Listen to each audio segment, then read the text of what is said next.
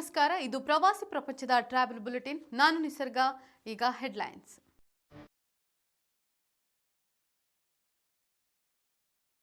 ಕುಕ್ಕೆ ದೇವಾಲಯಕ್ಕೆ ಸರ್ಕಾರದಿಂದ ಹೊಸ ಮೆರುಗು ಸಿದ್ಧವಾಗಿದೆ. ಸುಬ್ರಹ್ಮಣ್ಯ ಸನ್ನಿಧಾನದ ಅಭಿವೃದ್ಧಿ ಯೋಜನೆ. ಕೆಂಪೇಗೌಡ ವಿಮಾನ ನಿಲ್ದಾಣದ ದಶಕದ ಸಾಧನೆ, ಪ್ರಯಾಣಿಕರ ಸಂಖ್ಯೆಯಲ್ಲಿ ಗಣನೀಯ ಏರಿಕೆ. ಯುವಕರಿಗೆ ಗೈಡ್ ಆಗಲು ತೆಲಂಗಾಣ ಸಜ್ಜು, ಬುಡಕಟ್ಟು ಜನರ ಪಾಲಿಗೆ ಬರವಾದ ಸರ್ಕಾರ. ಕಸ್ಟಮ್ಸ್ ಕಾರ್ಯಾಚರಣೆಯಲ್ಲಿ ಖದೀಮರು ಸೆರೆ, ವನ್ಯಜೀವಿಗಳ ಅಕ್ರಮ ಸಾಗಾಣಿಕೆಗೆ ಬ್ರೇಕ್. ಕುಕ್ಕೆ ಶ್ರೀ ಸುಬ್ರಹ್ಮಣ್ಯ ದೇವಸ್ಥಾನದ ಮೂಲ ಸೌಕರ್ಯಗಳ ಅಭಿವೃದ್ಧಿಗೆ 604 ಕೋಟಿ ವೆಚ್ಚದ ಮಾಸ್ಟರ್ ಪ್ಲಾನ್ ಸಿದ್ಧವಾಗಿದೆ. ಆಗಮಿಸುವ ಭಕ್ತರಿಗೆ ಅನುಕೂಲಗಳನ್ನು ಕಲ್ಪಿಸುವ ನಿಟ್ಟಿನಲ್ಲಿ ಧಾರ್ಮಿಕ ದತ್ತಿ ಇಲಾಖೆ ಈ ಯೋಜನೆಯನ್ನು ರೂಪಿಸಿದೆ. ವಿವಿಧ ಮೂಲ ಸೌಕರ್ಯಗಳನ್ನು ಅಭಿವೃದ್ಧಿಗೊಳಿಸುವುದು ಈ ಯೋಜನೆಯ ಭಾಗವಾಗಿದ್ದು 3 ಹಂತಗಳಲ್ಲಿ ಕಾಮಗಾರಿ ನಡೆಯಲಿದೆ. ನಿತ್ಯ 25,000ಕ್ಕೂ ಹೆಚ್ಚು ಭಕ್ತರು ಆಗಮಿಸಿ ದರ್ಶನ ಪಡೆಯುತ್ತಿರುವ ಕುಕ್ಕೆ ಸುಬ್ರಹ್ಮಣ್ಯ ದೇವಾಲಯವು ನಾಡಿನ ಪ್ರಸಿದ್ಧ ಆಧ್ಯಾತ್ಮಿಕ ಸ್ಥಳವಾಗಿದೆ. ಇದರ ಸಮಗ್ರ ಅಭಿವೃದ್ಧಿ ಸರ್ಕಾರದ ಹೊಣೆಯಾಗಿದ್ದು, ರೂಪಿಸಿರುವ ಯೋಜನೆಗಳು ಕುಕ್ಕೆ ದೇವಾಲಯಕ್ಕೆ ಹೊಸ ಮೆರುಗನ್ನ ನೀಡಲಿದೆ ಎಂದು ಸಚಿವ ರಾಮಲಿಂಗಾರೆಡ್ಡಿ ತಿಳಿಸಿದ್ದಾರೆ. ಕೆಂಪೇಗೌಡ ಅಂತಾರಾಷ್ಟ್ರೀಯ ವಿಮಾನ ನಿಲ್ದಾಣದ ಮೂಲಕ 2025-26ನೇ ಸಾಲಿನಲ್ಲಿ 400 ಮಿಲಿಯನ್ ಪ್ರಯಾಣಿಕರು ಪ್ರಯಾಣಿಸಿದ್ದಾರೆ ಎಂದು ತಿಳಿದು ಬಂದಿದೆ. ಇದಲ್ಲದೆ 5 ಲಕ್ಷ ಮೆಟ್ರಿಕ್ ಟನ್ ಸರಕು ಸಾಗಿಸುವ ಮೂಲಕ ಹೊಸ ಮೈಲಿಗಲ್ಲನ್ನು ಸಾಧಿಸಿದೆ. ಈ ಕುರಿತು ಮಾಹಿತಿ ನೀಡಿರುವ ಅಧಿಕಾರಿಗಳು, ಅಂತಾರಾಷ್ಟ್ರೀಯ ಪ್ರಯಾಣಿಕರ ಸಂಖ್ಯೆಯು 23% ಏರಿಕೆಯಾಗಿದೆ. ದೇಶೀಯ ಪ್ರಯಾಣಿಕರ ಸಂಖ್ಯೆ 3% ಏರಿಕೆಯಾಗಿವೆ ಎಂದು ತಿಳಿಸಿದ್ದಾರೆ. ಒಟ್ಟಾರೆ ಪ್ರಯಾಣಿಕರ ಸಂಚಾರವು ವರ್ಷದಿಂದ ವರ್ಷಕ್ಕೆ 6% ಏರಿಕೆಯಾಗುತ್ತಿದೆ ಎಂದು ಅಧಿಕಾರಿಗಳು ಮಾಹಿತಿ ನೀಡಿದ್ದಾರೆ.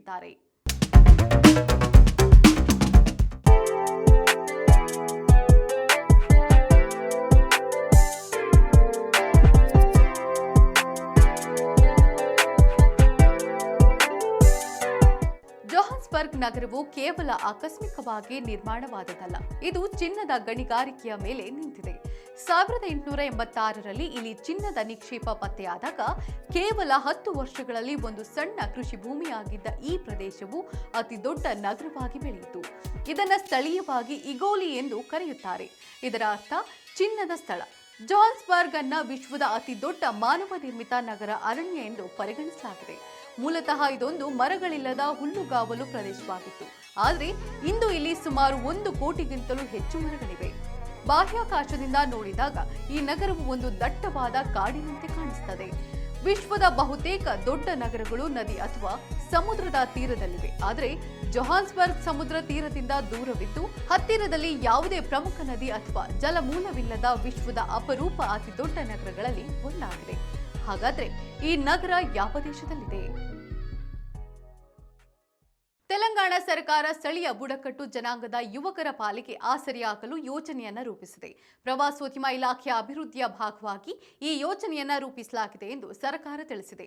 ಕರೆಗುತ್ತಲ ಬೆಟ್ಟಗಳು ಪ್ರದೇಶ ಸೇರಿದಂತೆ ಮುಲುಗು ಜಿಲ್ಲೆಯ ಪ್ರಮುಖ ತಾಣಗಳಿಗೆ ಸ್ಥಳೀಯ ಬುಡಕಟ್ಟು ಯುವಕರನ್ನ ಪ್ರವಾಸಿ ಮಾರ್ಗದರ್ಶಕರನ್ನಾಗಿ ನೇಮಿಸಲು ನಿರ್ಧರಿಸಲಾಗಿದೆ ಎಂದು ಇಲಾಖೆ ತಿಳಿಸಿದೆ. ಗಿರಿದರ್ಶಕ್ ಉಪಕ್ರಮದಡಿ ಈ ಯೋಜನೆಯನ್ನು ರೂಪಿಸಲಾಗಿದ್ದು, ಪ್ರಜಾಪಾಲನಾ ಕಾರ್ಯಕ್ರಮದ ಭಾಗವಾಗಿ 99 ದಿನ ಮಾರ್ಗದರ್ಶಕರ ತರಬೇತಿಯನ್ನು ನೀಡಲಾಗಿದೆ ಎಂದು ಪ್ರವಾಸೋದ್ಯಮ ಇಲಾಖೆ ತಿಳಿಸಿದೆ. ಬೆಂಗಳೂರಿನಲ್ಲಿ ಕಸ್ಟಮ್ಸ್ ಅಧಿಕಾರಿಗಳ ಕಾರ್ಯಾಚರಣೆಗೆ ಖದೀಮರು ಸಿಕ್ಕಿಬಿದ್ದಿದ್ದಾರೆ. ಬ್ಯಾಂಕಾಕ್ನಿಂದ ಬೆಂಗಳೂರಿಗೆ ವನ್ಯಜೀವಿಗಳನ್ನು ಅಕ್ರಮವಾಗಿ ಸಾಗಿಸಲಾಗ್ತಾ ಇತ್ತು.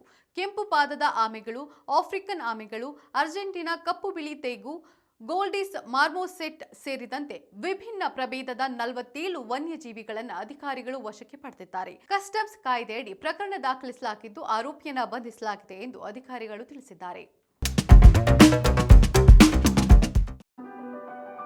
ಈಗ ಕ್ವಿಜ್ ಟೈಮ್. ಇಂದಿನ ಪ್ರಶ್ನೆ, ವಿಶ್ವದ ಅತಿ ಚಿಕ್ಕ ವಿಮಾನ ನಿಲ್ದಾಣ ಎಲ್ಲಿದೆ?